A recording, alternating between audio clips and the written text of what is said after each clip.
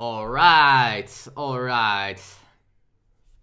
So, hello everyone, and here, are we going to do this on YouTube as well? Well, let's pretend, maybe I will. But I mainly want to just talk about with you, chat, also with the cards. But want to go over all the cards here a little bit.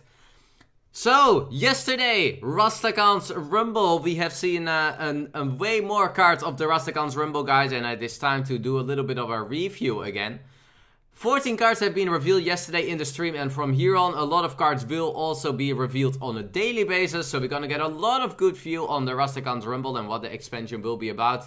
But what I wanna now do is take a little bit of a look at the cards that were revealed yesterday, see what the expansion is about. Some really exciting cards have been revealed yesterday that I'm super hyped for, but I will go over them one by one. And the first one that was revealed was the Ironhide Direhorn.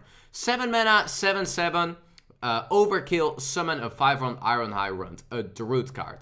So additional big minion here for the Druid, a 7 mana, 7/7 with a quite nice bonus as an overkill as well.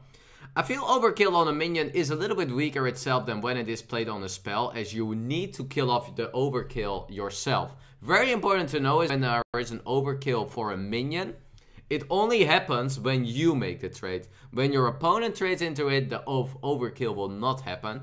So I think it has like some potential, as it is a Druid card and you can play it earlier. But the stat line of the card itself with the 7 mana 7/7 is not that insane.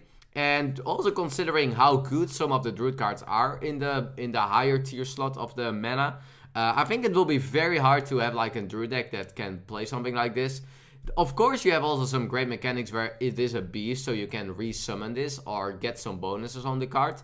Can be a little bit of that. It's gonna be a very good card in Arena. Cards like this are gonna be very good in Arena, so that's definitely a way to also take a look at the cards. But for Constructed, I think it's gonna be a little bit hard to make a card like this, Ironhide Direhorn, work. And then next up is a very interesting card, is a neutral legendary of the set, the Ondasta. Ondasta, a 9 mana 7/7, also beast, also having the overkill mechanic.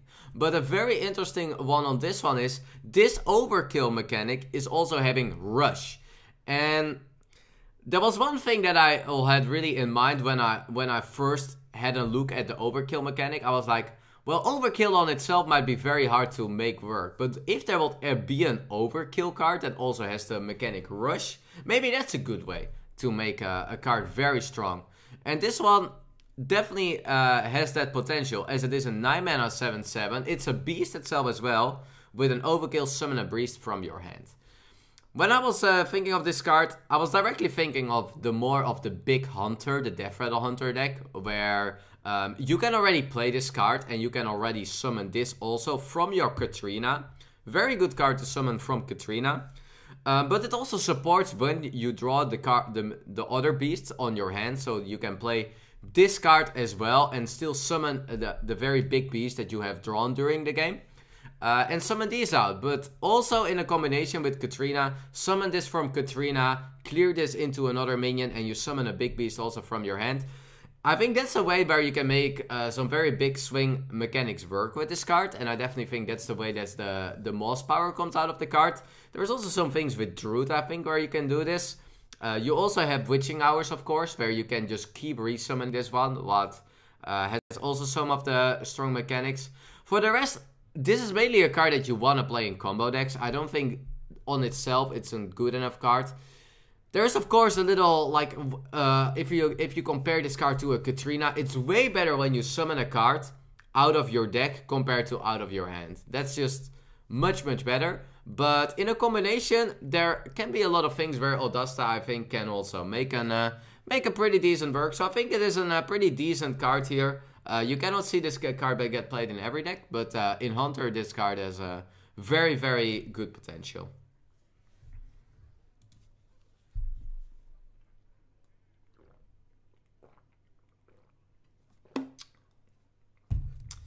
Alright, next up, the Gurubashi chicken.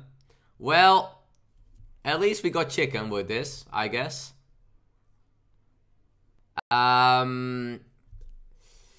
The card I don't think is very playable at all.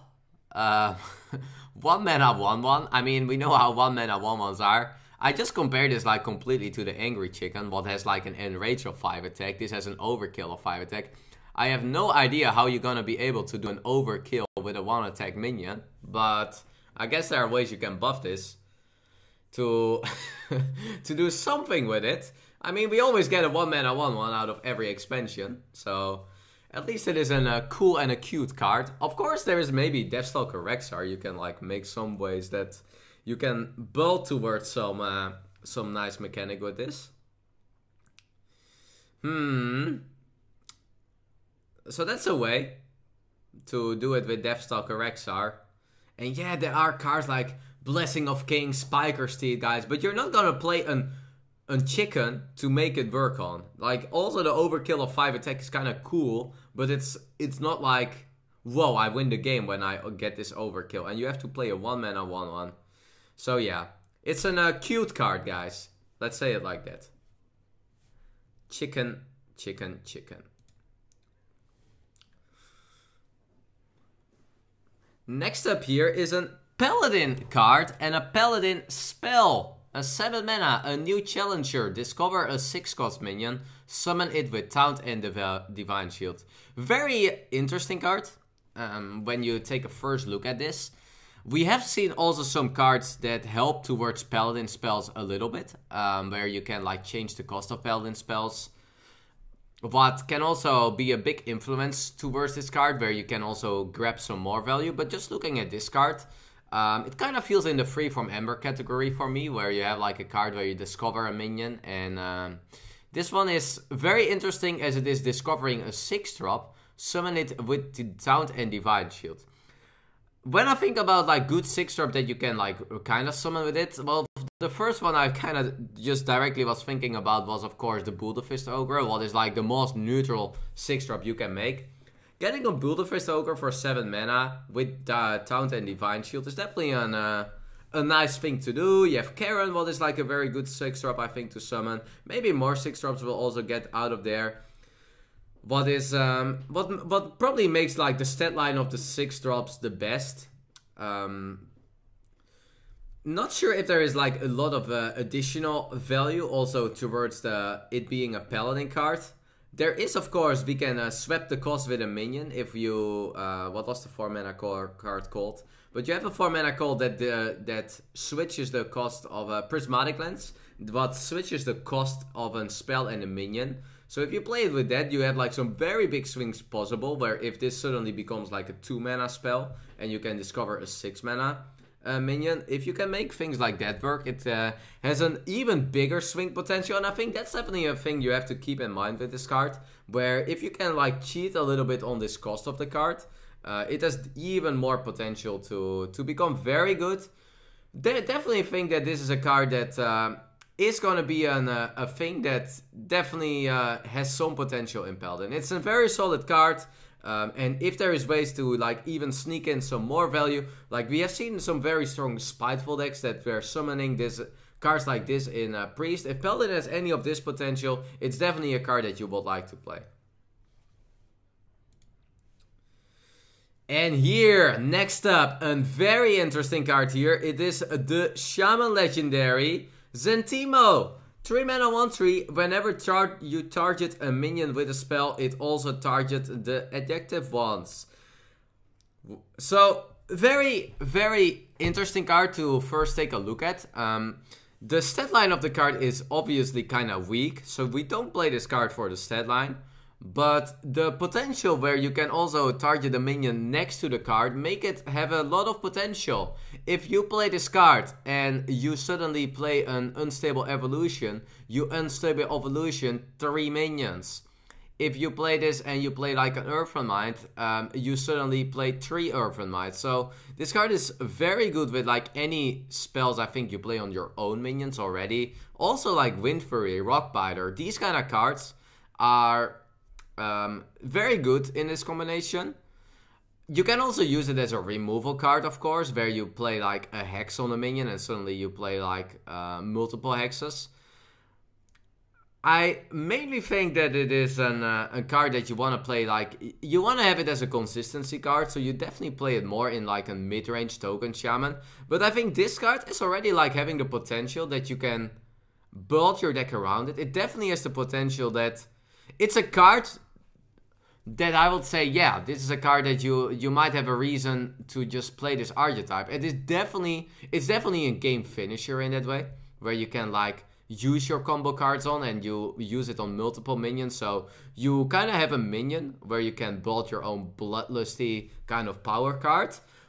Great thing to also mention is, guys, it's not a battle cry. It's not a battle cry, so you can also use this as a card where you use it, but it also still works the turn after, or the turn after, or the turn after. So, very, very interesting combo card here for the Shaman. You also have like some cool combos maybe with Electra, where you can use that as well to like double the spell and double the spell and then double it on the next minions next to it. So there is a lot of like big combos possible with this card. Very, very cool card. This is definitely a card that you will see play. Definitely a card that people will experiment. And I definitely think it hits the mark of other Shaman cards that currently don't see much play. It's not a card that you play in your current Shutterbox Shaman. No, this is really a mid-range Shaman card. So it's a card that people will try out there. You're gonna try it out with Rockbiter Weapon, Wind Fury, Unstable Evolution, Earthen Might. These are the kind of cards, and maybe we'll even see more in the next cards coming for Shaman. Very cool card.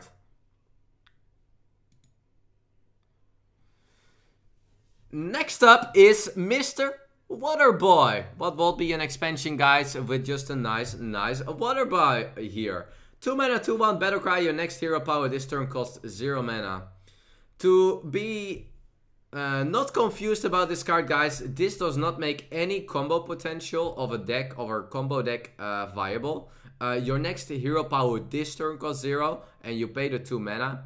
So it is not like a combo enabler as some directly thought about. It doesn't do anything for a combo deck. But it has like a potential where you can use it as a hero power in probably an even deck, and you get a free 2/1 while still using your hero power. What has like some potential, and you can maybe like play it in a more Zooey kind of deck, where you get yourself a free 2 mana 2/1 where you still use your hero power, and some decks just like to use their hero power. I don't think this card will see much play. I don't think the card has the potential to like that. The swing of this card is not that big as a 2 mana 2/1. So it really needs to be like in a heavy Inspire deck. We will see some mage cards soon that have like very nice potential, where you really want to use your hero power, but then you just want to use your hero power. Like, I don't see the point why you want to play this card, a 2 mana 2/1, to make it work. So I don't think this is a very, very good card. Okay, guys, and then the card that I am the most excited about. This is the card that I am so happy to see. Like, we have had Ragnaros, guys, of course, for a long time in Hearthstone, and, well, I think a lot of people of us miss some Ragnaros in Hearthstone, and here we go, guys.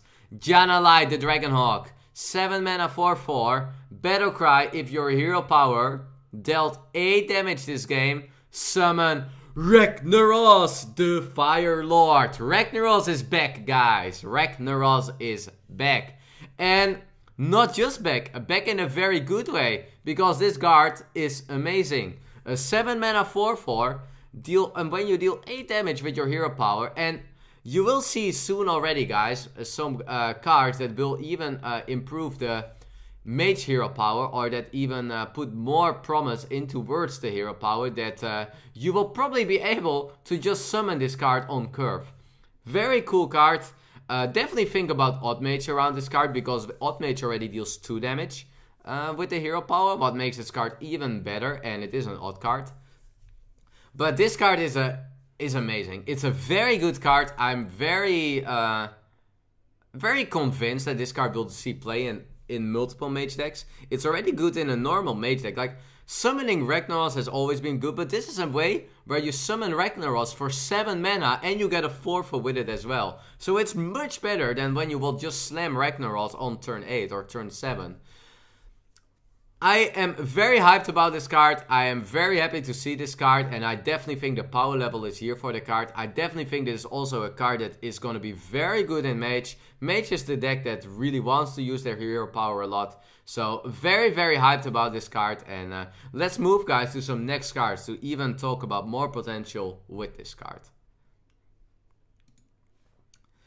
One of the cards is the Spirit of the Dragonhawk, a 2-mana 0/3, still for one turn. Your hero power also targets the adaptive minions. So a card that if you want hero power used instead of 1 damage will deal 3 damage. It's an kinda of an Arcane Explosion card that you kinda can use your hero power with.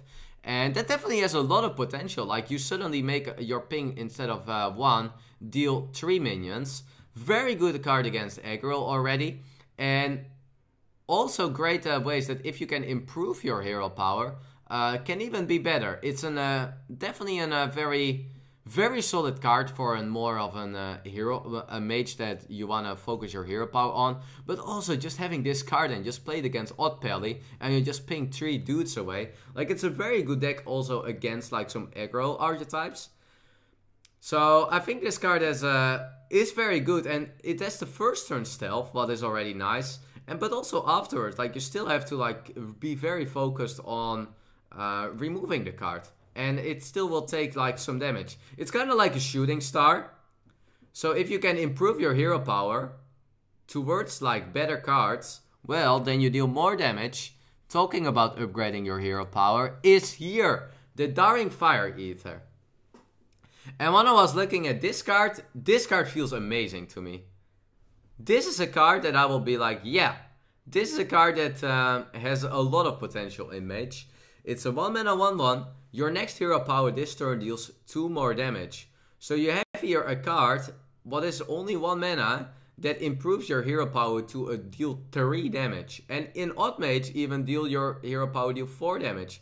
And if you combined it with the Spirit that we just saw, you suddenly deal 3 damage AoE for just 1 hero power. Has a lot of potential in that way. And also, just for Odd Mage, if you want to combine this with the new Legendary, you suddenly, guys, are already dealt 3 or 4 damage, and you already summoned half of your Ragnaros. So, you see these mage cards already working together. These new mage cards are very built around your hero power. So it's a deck that you really want to focus with removing with your hero power as well. And I'm very excited for this archetype. It's one of the archetypes that I'm actually very excited now already about to play. Very happy to see that there is like a complete new archetype kind of coming into the game. And I also see the potential of it being having a very good power level. So I'm very excited. And this is a card that I don't think we should underrate. It's a very good 1-mana card. Like a 1-mana card with this kind of power is pretty impressive. So very interesting to see how we're gonna turn out and how the mage will turn out to be.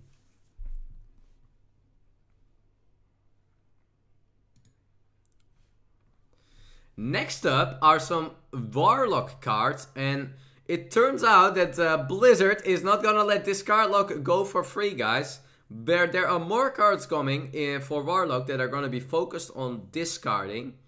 And the first one is a 1-mana Shriek. Discard your lowest cost card. Deal 2 damage to all minions.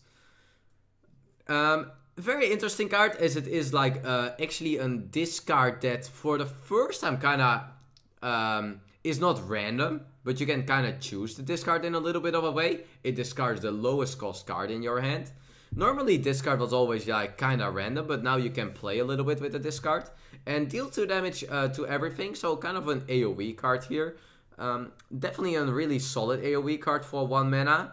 And, well, maybe not a solid card if you just will discard a card. But if there are gonna be some cards that will be rewarding to discard, well, then it suddenly becomes a very good card, I think. And we will see some of these guys. Let's see if the next one is already dead. Yes! I think it's very important to first talk about this card before we go towards any other card. It's the Legendary. It's the Legendary for the Warlock. High Priestess Leclick. 4 mana 3/4. Taunt Lifesteal. Whenever you discard this card, add 2 copies of it to your hand. So, wow, that's a very interesting legendary here for the Warlock, as it is a very rewarding card to discard. You suddenly get 2 High Priestess Leclick in your hand, and you also are able to play one, but also keep discarding these and get a lot of discard value in that way. We have always had the Silverware Golem being one of the rewarding cards, and also afterwards the Zavas. But there have been very little cards that were rewarding discarding.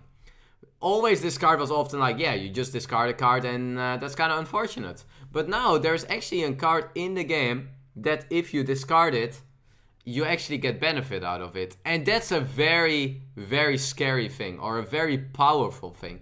Because now you can suddenly maybe play power cards that have like a payback, but currently the payback is also a reward. So you kind of cheat in the mana by playing an overpowered card a little bit, and you actually suddenly get reward of the discard as well.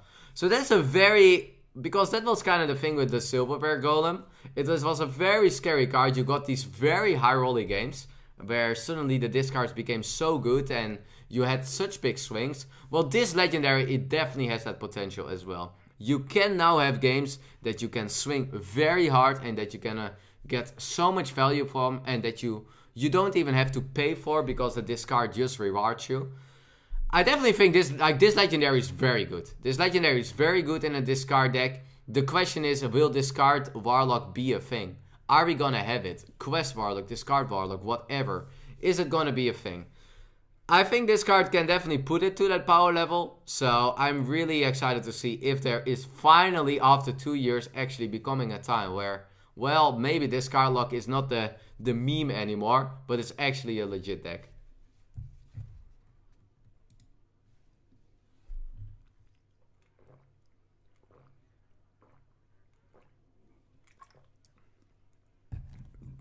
Supporting the Warlock archetype of the discard Warlock is the Reckless Direct Troll, 3 mana 2/5 taunt, discard your lowest cost card.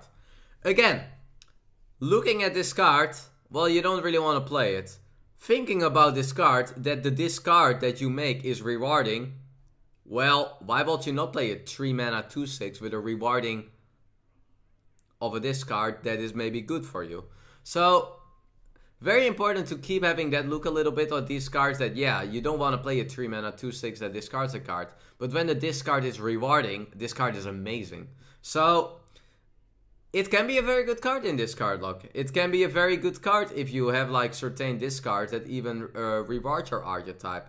Zavas is already one of them, but also now, as we have seen, the Legendary being a very good one. It's very important to see that now we have 2 cards that discard the lowest cost card. And the lowest cost card, if you can guarantee it to be the Zavas, or if you can guarantee it to be the Legendary, it can be very good.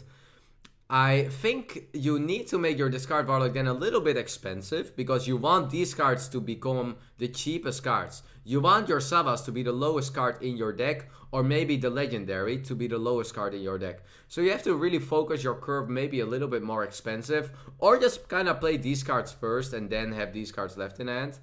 But there is some infinite value now going on in the discard Warlock, and that definitely has a lot of potential for the deck as well. We'll see if it's gonna be a thing. And here, guys, another one also fitting the discard Warlock archetype is the Soul Warden. 6 mana, 6/6. Add 3 random cards you discarded this game to your hand. So, well, even if there won't be now discards being a little bit negative to you guys, you can draw them back. A 6 mana 6/6 draw 3 is pretty powerful. It's actually very powerful. This card is not only just powerful in this card lock, I think, but this is like in general already like a very strong card. Like even if I will just think about playing a Doomguard and you play this afterwards, like it's a complete refill. Like this card is very strong. Also, if you think about the Solarium, you can kind of tempo play the Solarium just at turn 5 when you have this card in your hand. You just don't play, you even don't play the cards, and then you play this at turn 6, and you suddenly just draw 3. So there's, like, obviously this card is already very good in this card lock, but this card is having some more potential in not just this card lock. Like this card is so good that there is more potential maybe possible with this card. A 6 mana 6/6. It's not a bad stat line. It's already a solid stat line for a 6/6. And just drawing 3 together with this card is insane. So, very good card. One of the best cards revealed so far. Very good card for Warlock here.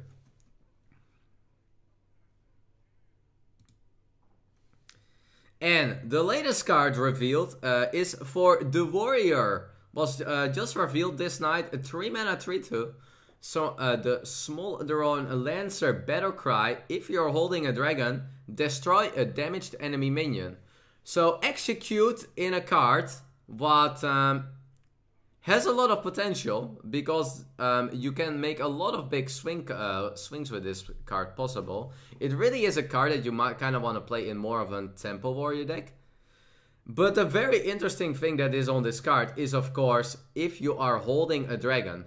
And we have not seen much of the expansion yet.